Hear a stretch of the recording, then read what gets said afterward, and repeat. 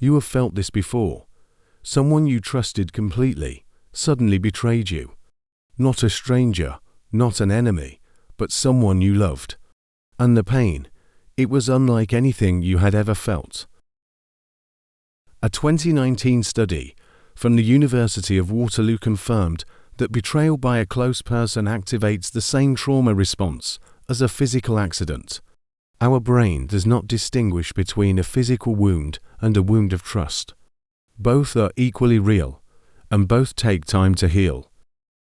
Psychologist Jennifer Freyd of the University of Oregon introduced Betrayal Trauma Theory in 1994. She found that we are more vulnerable to trauma, just because of what was done, but because of who did it. The greater our dependency on someone, the deeper the wound left when they betray that trust.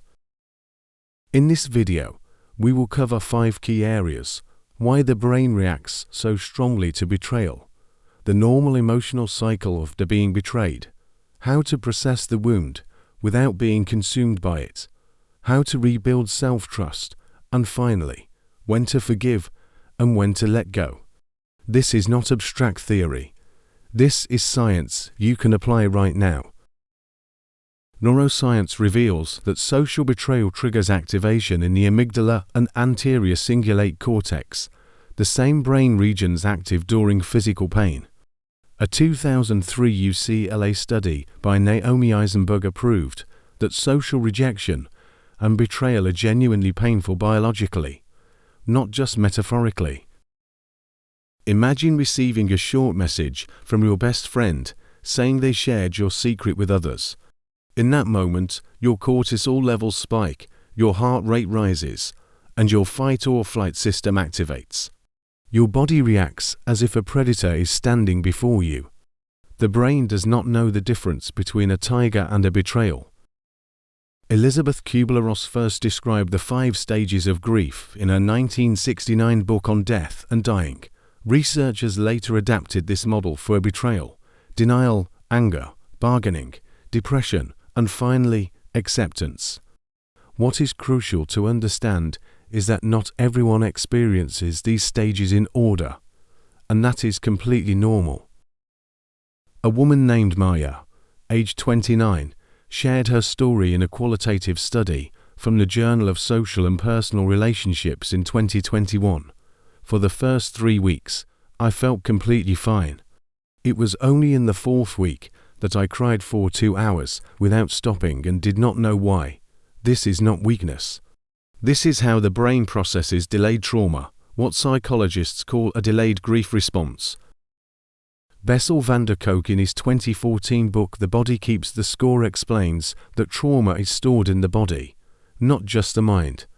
He found that methods such as EMDR, somatic therapy, and journaling are clinically proven to be more effective than simply talking about the problem. Emotional wounds require both physical and cognitive approaches simultaneously. There are 3 practical steps you can start today. First, expressive writing. Spend 20 minutes per day writing your feelings without censorship. James Pennebaker's study from the University of Texas proved this practice significantly lowers cortisol levels within 4 weeks. Second, boundary setting. Identify what you can no longer tolerate. Third, nervous system regulation. Practice 4-7-8 breathing every morning to stabilize your stress response. Brene Brown, researcher from the University of Houston renowned for her work on vulnerability and trust, developed the Braving model in her 2018 book Dare to Lead. Braving stands for boundaries, reliability, accountability, vault, integrity, non-judgment, and generosity. This model is a framework to evaluate whether someone deserves your trust again.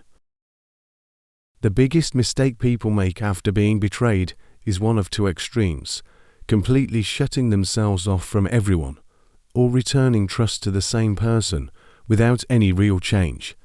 Healthy trust is not about never being hurt again. Healthy trust is the ability to wisely choose who deserves access to the deepest parts of your life.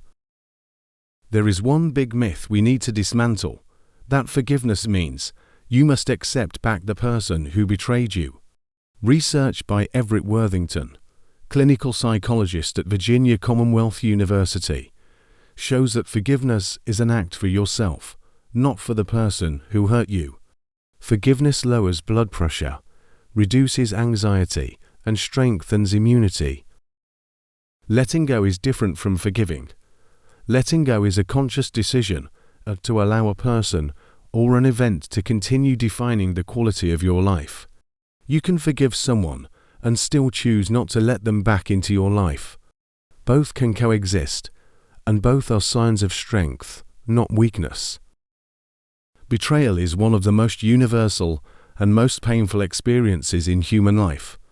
But science tells us something important. The human brain has a remarkable capacity to recover.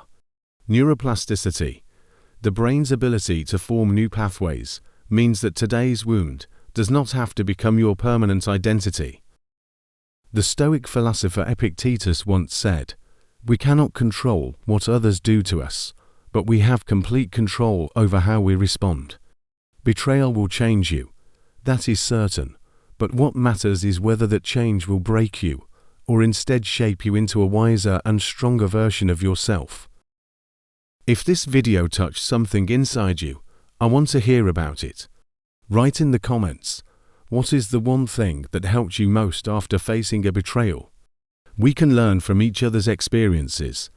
Do not forget to subscribe to Notes on Being Human and turn on notifications so you do not miss the next episode. In the next video, we will tackle an equally profound topic: why we keep repeating the same relationship patterns and how to break them permanently.